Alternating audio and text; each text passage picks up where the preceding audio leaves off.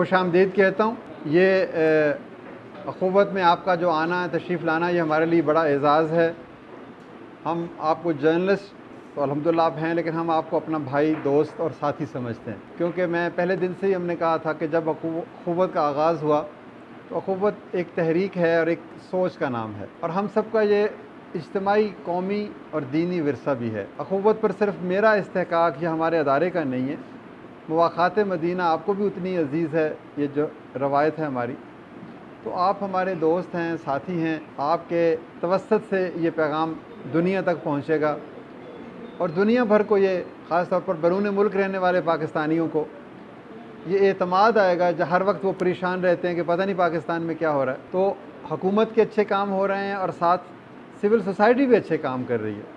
ہمیں اپنے دوستوں کو یہ بتانا ہے، امید اور یقین کا پیغام، کہ بہت ساری چیزیں خراب ہیں، لیکن اس خرابی میں اچھائی اور نیکی بھی تو ہے، ایثار اور قربانی بھی تو ہے، مواخات بھی تو ہے. اس حوالے سے اخوت نے جو کام کیا اس میں آپ کا کردار بڑا اہم ہے. ہمارے سب دوست ہیں اور میں ان کی دی سے قدر کرتا ہوں. آپ ہمارے لیے بہت سے ریسورسز بھی پیدا کرتے ہیں اور اس پیغام کو بھی آگے پہنچاتے ہیں. تو اس حوالے سے خوش آمدید آپ کو یہاں پر آنا. مقصد یہ ہے آج کا کہ ہم آپ کو پچھلے 5-6 ماہ میں جو کچھ ہم نے کیا وہ بتا سکیں. کہ جب کووڈ کا آغاز ہوا تو ایک عجیب طرح کی، جسے کہتے ہیں کہ پریشانی اور سراسیمگی کا عالم تھا کہ اب کیا ہوگا. لیکن الحمدللہ حکومت بھی میدان عمل میں آئی، آپ بھی میدان عمل میں آئے، ہر فرد نے آگے بڑھ کر اپنی ذمہ داریاں پہچانی، اور ہمارے جیسے بہت سارے اور ادارے، غیر سرکاری اداروں نے بھی اس کام کا آغاز کیا. براہ راست یہ جو ریہیبلیٹیشن ہے یا ایمرجنسی ہے، یہ اخوت کی ذمہ داری نہیں ہے. ہم تو ایک باقاعدہ نظام کے تحت چھوٹے قرضے دیتے ہیں، لیکن ہم نے کہا کہ اتنے بڑے موقع پر بھی ہمیں کچھ کرنا چاہیے. تو ہم نے سب سے پہلے اس تصور کو عام کیا کہ مواخات یہ ہے کہ ایک ہمسایہ اپنے ہمسائے کو دیکھے، کہیں وہ بھوکا تو نہیں ہے، بیمار تو نہیں ہے. تو اگر ہمسایہ کو دیکھنے لگ پڑے تو پاکستان کا ہر شخص کوئی نہ کوئی ہمسایہ تو رکھتا ہے. تو یہ ایک ایسا خوبصورت نظام بن جائے گا کہ جب تک ہم امداد لے کے پہنچے، ہمسایہ ہی اس کو گلے لگا کے کہے گا کہ میں تمہارا بھائی ہوں. پھر ہم نے کہا کہ اس سے اگلا سٹیج یہ ہے کہ محلے کی سطح پر مسجد میں یا مندر میں یا چرچ میں لوگ اکٹھے ہوتے ہیں، تو وہاں پر وہ دیکھیں کہ اس محلے میں کوئی بھوکا تو نہیں ہے. اصل کردار کیا ہے مسجد کا اور دیگر ریلیجس انسٹیٹیوشن کا؟ خدمت، کسی کے آنسو پوچھنا، کسی کا سہارا بننا، یہ بھی تو خدا کی قرب کا ایک ذریعہ ہے. تو اس طرح سے پیغام پہنچا. یہ دوسری سطح تھی. ہم پہلے کو کہتے ہیں نیبر ٹو نیبر موومنٹ، پھر یہ ماسک ٹو لوکیلٹی موومنٹ. پھر ہم نے تیسری سطح پر ایک اور پیغام دیا کہ ایک امیر لوکیلٹی ایک غریب لوکیلٹی کو اپنا لے. مثال کے طور پر ڈیفنس، والٹن یا کوئی اور قریبی گاؤں ہے، اس کو اپنا لے. تو یہ ایک ہم نے تصور جو ہماری روایت کے اوپر کھڑا ہے وہ پیش کیا، اور الحمدللہ اس کا بے پناہ پذیرائی ہوئی. پھر ہم نے اس کے بعد لوگوں نے ہمیں کہا کہ جی آپ کے ذریعے سے بھی ہم مدد کرنا چاہتے ہیں. کچھ فنڈز ہمیں ملنا شروع ہوئے. اس فنڈز کے ذریعے سے ہم نے کچھ ہسپتالوں کو اکوپمنٹ، ماسک، مختلف چیزیں دیں. کھانا پکا کر لوگوں میں تقسیم کیا. 1.25 لاکھ سے زائد راشن بیگز وہ لوگوں میں تقسیم کیے. پھر کچھ لوگوں نے کہا ہم راشن بیگ نہیں لینا چاہتے، آپ ہمیں 10-20 ہزار روپے قرض حسن دے دیں، ہم اس مشکل کے وقت گزرنے کے بعد آپ کو وہ دے دیں گے، واپس کر دیں گے. تو اس میں کئی ہزار خاندانوں کو پاکستان بھر میں، بلوچستان، کے پی، فاٹا، پورے پاکستان میں، سندھ، وہ دیے گئے.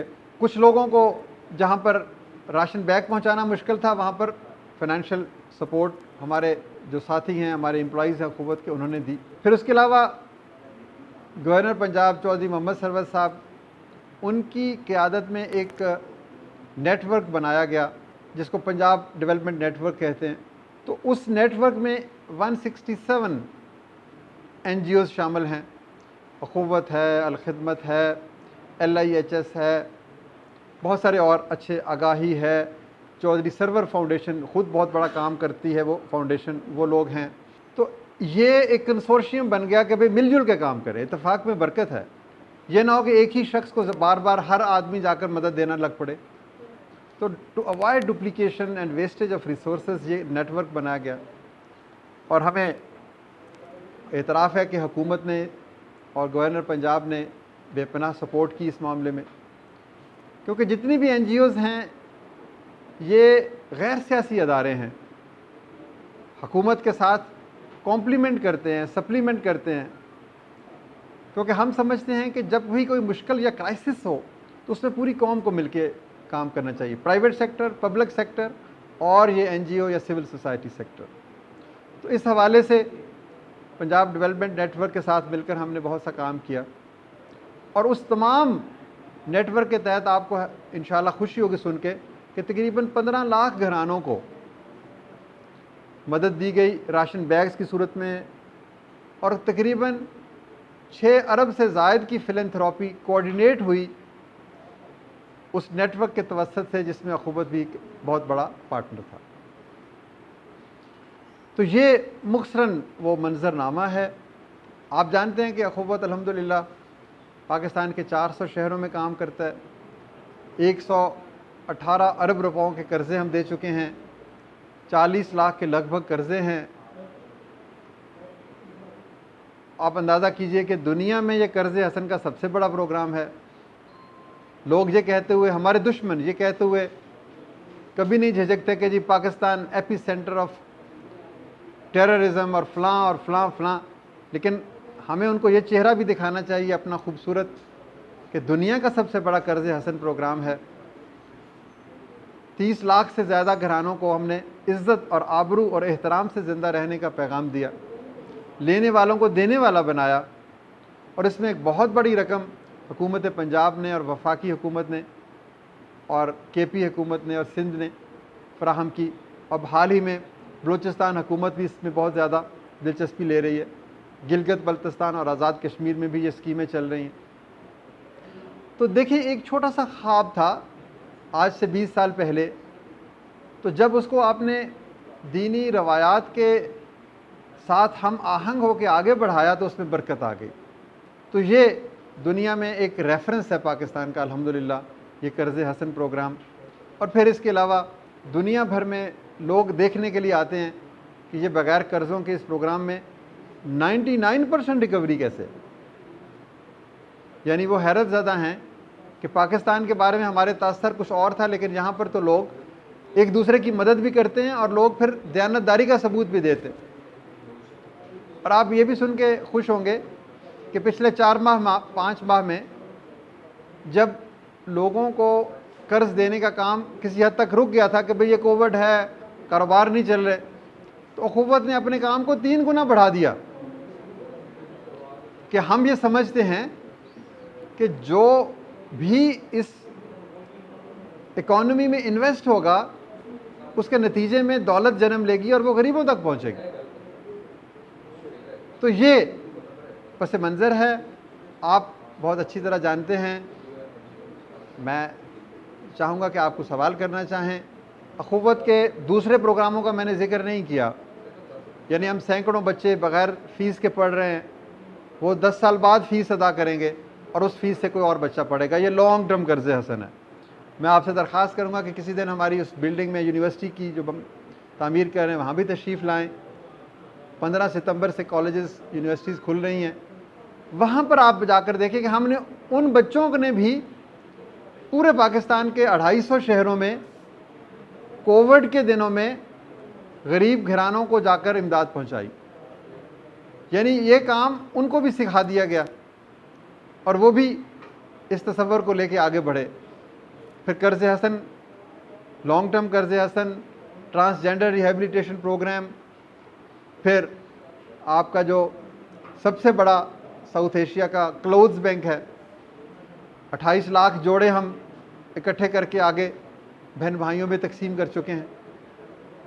تو یہ مختصر سی تصویر ہے، یہ کہانی بڑی لمبی ہے، آپ جانتے ہیں سبھی، تو کوئی اس حوالے سے جو آپ کے سوال ہیں مجھے بڑی خوشی ہو۔ جی جی سر، دیکھیں ہمارے 3 سورسز ہیں۔ ایک ہے آپ، یعنی ایک فرد، ہر آدمی دینے کی لذت رکھتا ہے، ہر آدمی کہتا ہے میں اپنے کمائی میں سے کچھ دوں، تو ایک انڈیویجول ڈونیشنز ہیں، اس میں زکوٰۃ بھی ہے اور صدقہ بھی ہے، خیرات بھی ہے۔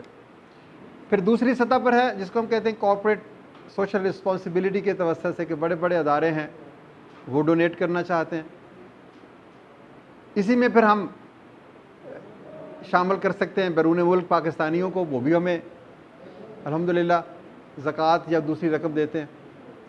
تیسری سطح پر پھر حکومت کے ساتھ پارٹنرشپ ہے، حکومت کا جو کام ہے قرض حسن کا وہ ہم امپلیمنٹ کرتے ہیں، تو اس کے اخراجات وہ حکومت اٹھاتی ہے۔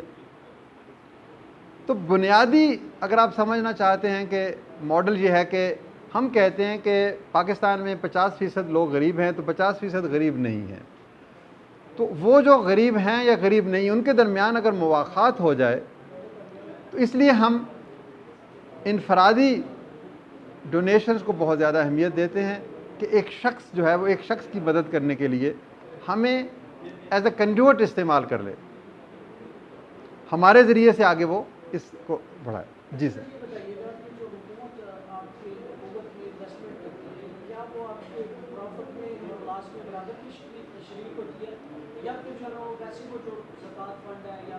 نہیں دیکھیں، عرض یہ ہے کہ ہمارا ایک غیر منافع بخش ادارہ ہے، ہم کوئی پروفٹ نہیں کماتے، یعنی حکومت نے اگر کہا کہ جی یہ 1 لاکھ روپے ہے مثال کے طور پر، وہ 1 لاکھ ہمیں نہیں ملتا، ہمارے ذریعے سے 5 بندوں کو مل جاتا ہے، وہ اس کا کاروبار کرتے ہیں، اور پھر جب واپس کرتے ہیں تو ہمارے ذریعے سے واپس حکومت کو مل جاتا ہے۔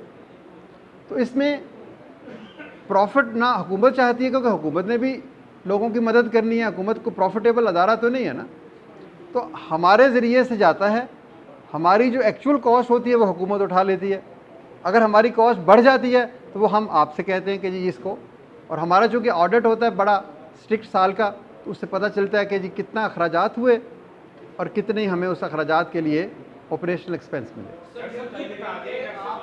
سر جی بھائی کہا جا رہا ہے کہ آپ جو کراچی کے متاثرین ہیں، بارش سے جی متاثرین ہیں، ان کے لیے جو قرض حسنہ کی آپ اعلان فرما رہے ہیں، تو وہ کتنا قرض حسنہ آپ چاہ رہے ہیں کہ آپ ان کو دیں، فی گرانہ کتنے پیسے دے رہے ہیں، کتنے گرانے اس سے مستفید ہوں گے، تو اس کی تفصیل اگر آپ جی دیکھیں سوشل ٹھیک ہے، اس میں سر دیکھیں ڈریم میں تو کوئی پابندی ہے نا، ڈریم کرنے پہ، خواہش رکھنے پہ، یہ آپ کی اور میری آرزو ہے کہ ہم یہ کیا کریں۔ ہم نے اپنے وسائل کو سامنے رکھتے ہوئے سوچا کہ ہم کم از کم 10,000 گھرانوں کو کراچی اور انٹیریئر سندھ میں 20-25 ہزار سے لے کے 1 لاکھ روپے تک کا قرض حسن دیں گے۔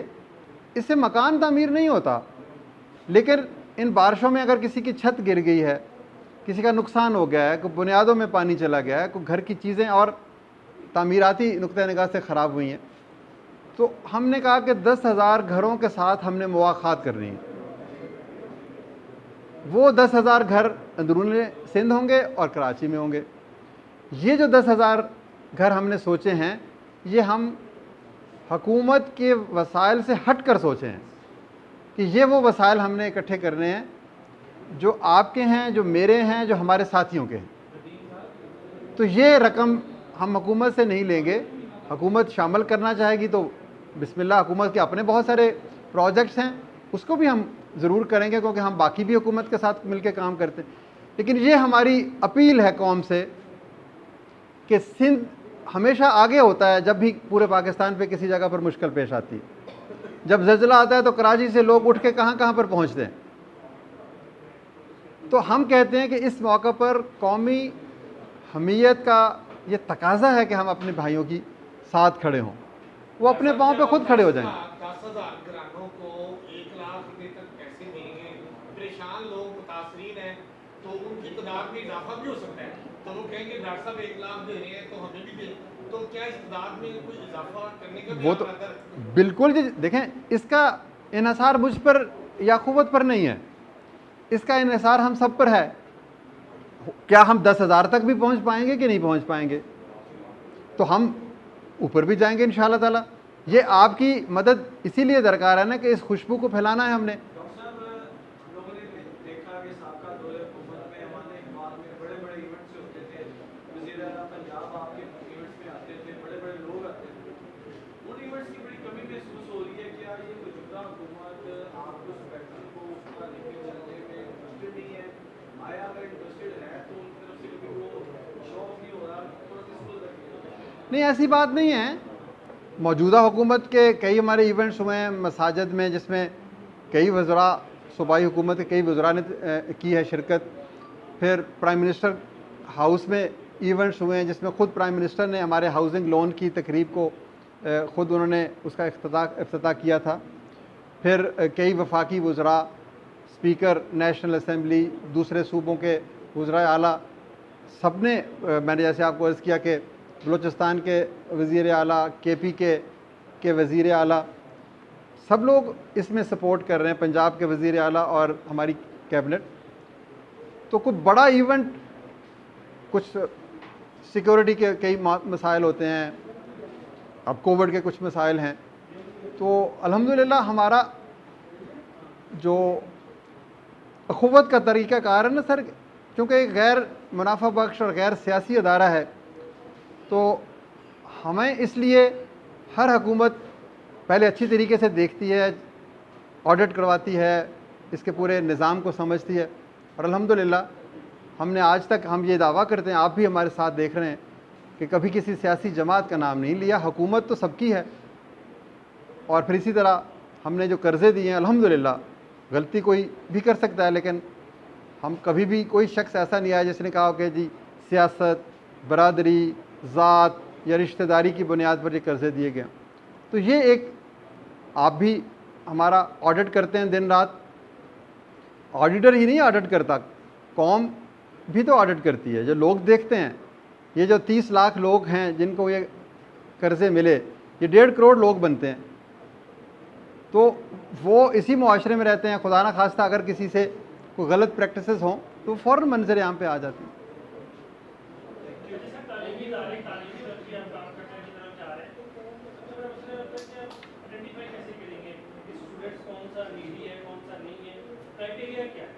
ہمارے ہاں ہم دوسرے تعلیمی اداروں کی مدد نہیں کرتے، ہمارے اپنے تعلیمی ادارے. ایک سندھ میں بہت بڑا ادارہ ہے NJV، پھر قصور میں، پھر چکوال میں، پھر فیصل آباد میں. یہ سارے ادارے مختلف جگہوں پر ہیں، لیکن یہاں پر پورے پاکستان سے ایک مخصوص کوٹا کے تحت بچے آ کے پڑھتے ہیں. تو ہمارے لیے 2 معیار ہوتے ہیں. ایک ہم کہتے ہیں میرٹ، یعنی 80% سے ابو اگر میٹرک میں نمبر آئیں، یا 75% سے ابو. پھر اس کے بعد ہم اپنا امتحان لیتے ہیں. پھر اس کے ساتھ ساتھ دوسرا حصہ ہوتا ہے معاشی، ان کی درجہ بندی. اگر وہ خاندان کے لوگ، ہم ان سے پوچھتے ہیں کہ آپ کیا یہ دیانتداری سے بتائیں کہ آپ کے وسائل اتنے ہیں کہ آپ پڑھا سکتے ہیں بچے کو یا نہیں پڑھا سکتے. یعنی اس کی عزت نفس کو خیال رکھتے ہوئے، یہ نہیں کہ بھی تم بتاؤ تمہارے کتنی آمدنی ہے اور کوئی پٹواری کی فرد لے کر آؤ یا فلاں انکم ٹیکس کا سرٹیفکیٹ لے کے آؤ. ایک بھائی جس طرح بھائی سے پوچھتا ہے اور اس کی پردہ پوشی کے تحت تحقیق کرتا ہے. تو یہ 2 معیار ہیں، میرٹ اور اس کے معاشی درجہ بندی. اچھا، دوسرا یہ جو آپ کے قرضے اس میں کی ریٹرن کتنا ہے، یعنی جو آپ کو پے بیک کرتے ہیں سر 99.9% شرح ریکوری ہے، جو دنیا میں اور شاید کہیں نہیں. مہربانی بھائی، آپ کو اس گرمی میں آئے، میں آپ کو بڑا مشکور ہوں. Thank you sir.